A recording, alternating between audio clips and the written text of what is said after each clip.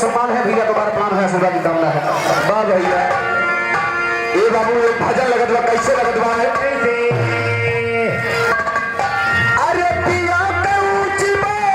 खरी, अरे पिया के ऊंची खरी कहीं पिया तो बात बा दुनिया ठकिया लता है ये पिए का बात नहीं बा, सही कहा थन बाबू साहब, का कहा थन अरे पिया पे ऊंची खरी, अरे पिया पे ऊंची खरी, अरे चढ़ा नहीं चाहोगी या पे ऊंची खरी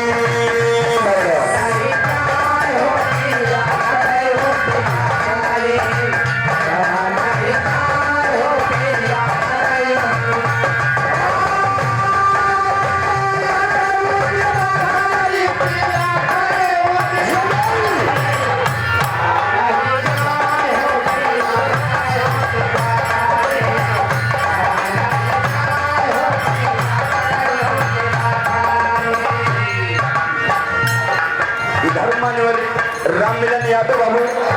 100 रुपया का महान पुरस्कार बड़े भैया कुछ तो मिलेगी बा ए कहिरी नाती आया कमा कहे धारावा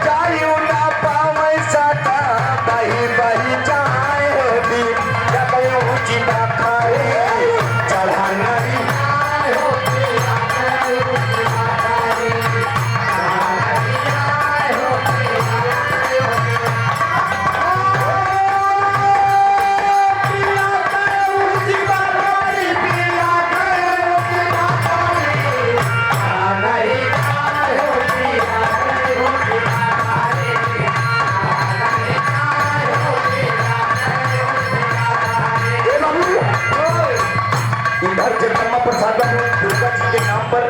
30 रुपया का महान पुरस्कार बड़े भैया तो लाख लाख धन्यवाद।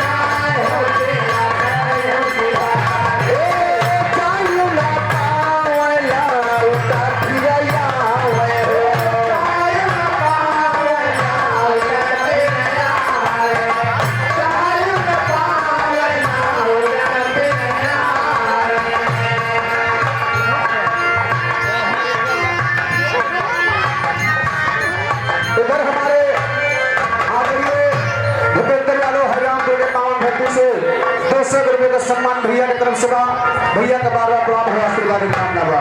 अरे चायु न पावला उता फिरया होए हो, चायु न पावला उता फिरया होए, चायु न पावला उता फिरया होए, ए माया की बचारिया में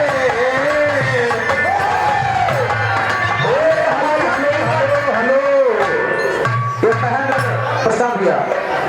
महेंद्र प्रताप यादव कटरा के पावन धरती से, चंद्रिका प्रसाद यादव कटरा के पावन धरती से, इन दोनों